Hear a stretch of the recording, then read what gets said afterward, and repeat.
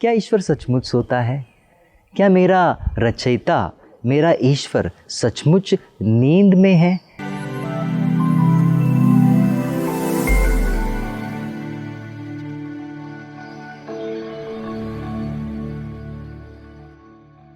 सबको यीशु ख्रिस्त में प्यारे भाइयों बहनों, आज का सुसमाचार मार्कुस अध्याय 4 पद संख्या 35 से लिया गया है। इस वचन में हम पाते हैं प्रभु यीशु अपने शिष्यों के साथ नाव में सवार है। आंधी आई और शिष्यों ने पाया कि प्रभु यीशु सो रहे हैं, तकिया बिछाकर उस पर सो रहे हैं। मेरे मित्रों, नाव डूबने को है और शिष्यों ने पाया प्रभु सो रहे हैं, और इसीलिए शिष्यगण पूछते हैं, प्रभु क्या आपको चिंता नहीं कि हम डूब रहे हैं?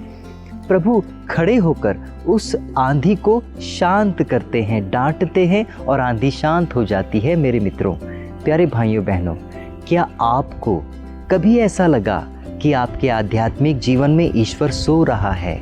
आपको ऐसा इसीलिए लगता है क्योंकि आपकी प्रार्थनाओं की सुनवाई नहीं होती, आपकी प्रार्थना का आपको जवाब नहीं मिलता, आपके प्रश्नों का उत्तर नहीं मिलता, और इसीलिए आपको लगता है कि ईश्वर मेरे जीवन में भी सो रहा है। क्या ईश्वर सचमुच सोता है? क्या मेरा रचयिता, मेरा ईश्वर सचमुच नींद में है? मेरे मित्रों, वचन क्या कहता है, आप ध्यान से सुनिए।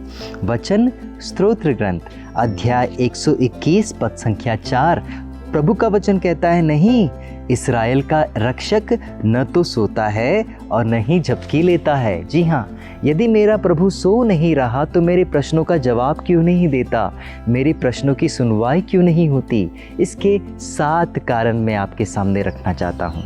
आपकी प्रार्थना प्रभु क्यों नहीं सुनता या पूरी क्यों नहीं करता? इसके 7 कारण में से पहला कारण जो है, ध्यान से सुनिए। प्रभु क्या कहता है? हो सकता है जिस बीमारी से आप छुटकारा पाना चाहते हैं, जिस कमज़ोरी से आप छुटकारा पाना चाहते हैं, जिस परेशानी के लिए आप प्रार्थना कर रहे हैं, हो सकता है प्रभु ने उस बीमारी या उस कमज़ोरी से 100 गुना बढ़कर शक्ति आपको दी है, या फिर कृपा आपको दी है, जिस कृपा के द्वारा आप उस बीमारी से लड़ सकते हो।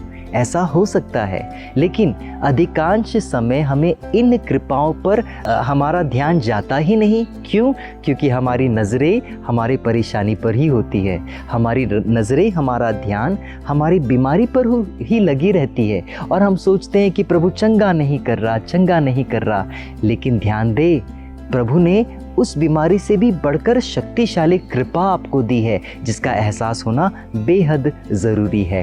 ध्यान से सुनिए। और इसीलिए तो कुरिन्थियों के दूसरे पत्र अध्याय 12 पद संख्या 9 में जब संत पौलुस प्रभु से प्रार्थना कर रहे थे और कहा, प्रभु मेरे शरीर में कांटा है, उस कांटे को निकाल दीजिए, प्रभु ने क्या कहा? प्रभु ने कहा, मेरी कृपा तुम्हारे लिए पर्याप्त है। मेरी जो कृपा है वो इतनी शक्तिशाली है कि उस कांटे से लड़ सकती है। मेरे दोस्तों, ध्यान दीजिए। दूसरा कारण हो सकता है कि आपने अपने जीवन में या अपनी प्रार्थना में गलत चीज़ मांग ली हो, या जिस उद्देश्य से आप प्रार्थना कर रहे हैं वो उद्देश्य ही गलत है, या फिर आपने ऐसी चीज़ें मांग ली जो ईश्वर के नियम के विरुद्ध में हैं। और इसीलिए तो प्रभु का वचन क्या कहता है, ध्यान से सुनिए।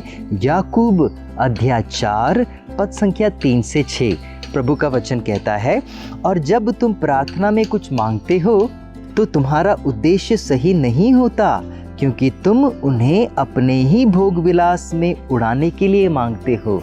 ध्यान से सुनिए, तुम्हारा उद्देश्य ही सही नहीं है, और इसीलिए ईश्वर तुम्हारी प्रार्थनाओं को सुन नहीं रहा। तीसरा कारण, ईश्वर तुम्हें मोहलत दे रहा है।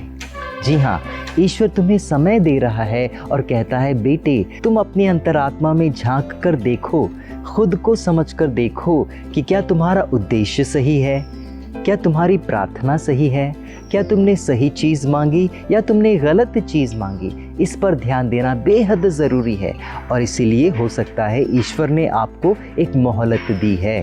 चौथा कारण हो सकता है कि ईश्वर जानता है कि आपके लिए सबसे बेहतरीन चीज़ क्या है, आपके लिए सबसे बेहतर क्या है, और इसीलिए तो वचन को ध्यान से सुनिए। प्रभु का वचन क्या कहता है? इसायास नबी अध्याय 48 पद संख्या 17, अरे मैं तुम्हारा ईश्वर हूँ, मैं तुम्हारा उद्धारक तुमसे कहता हूँ, मैं तुम्हारे कल्याण की बातें, तुम्हारे हित की बातें बतलाता हूँ। मेरे मित्रों, मात्र मेरा प्रभु ही है जो मेरे कल्याण की बातें जानता है। मेरे लिए क्या अच्छा है, मेरे लिए क्या बुरा है, मेरे हित में कौन सी बातें हैं, वो जानता है, और इसलिए वो वही देता है जो मेरे हित के लिए सही है। पांचवा कारण, मेरे मित्रों, मेरे प्यारे भाइयों और बहनों, प्रभु ही मात्र सही समय जानता है। कौन सा समय मेरे लिए सही है, वो सही समय जानता है।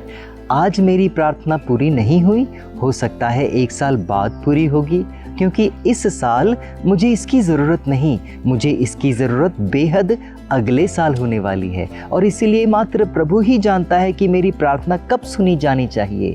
वचन को ध्यान से सुनिए। वचन क्या कहता है? उपदेशक ग्रंथ अध्याय 3 पद संख्या 1, पृथ्वी पर हर बात का एक वक्त होता है और हर काम का एक समय होता है। हर बात का एक वक्त होता है और हर काम का एक समय होता है। छठवां कारण, मेरे मित्रों, आपकी बीमारी चंगी क्यों नहीं हो रही, आपकी परेशानी हट क्यों नहीं रही है? हो सकता है ईश्वर ने आपको योग्य पाया, अपनी सेवा में योग्य पाया। हो सकता है ईश्वर आपके दुख को या फिर आपकी बीमारी को या फिर आपकी परेशानी को मुक्तिदायी बनाना चाहता है। जिस प्रकार प्रभु यीशु के दुख हम सबों के लिए मुक्तिदायी साबित हुई, प्रभु यीशु के दुख के द्वारा हमें मुक्ति मिली है, प्रभु यीशु के रक्त के द्वारा हमें शांति और मुक्ति मिली है, जीवन मिला है। हो सकता है प्रभु यीशु ने आपको उपयुक्त पाया, प्रभु यीशु ने आपको योग्य पाया, और इसलिए आपके दुख का इस्तेमाल कर रहा है ताकि आपके दुख के द्वारा दूसरों को मुक्ति मिले। आप ध्यान से सुनिए प्रभु के वचन क्या कहते हैं।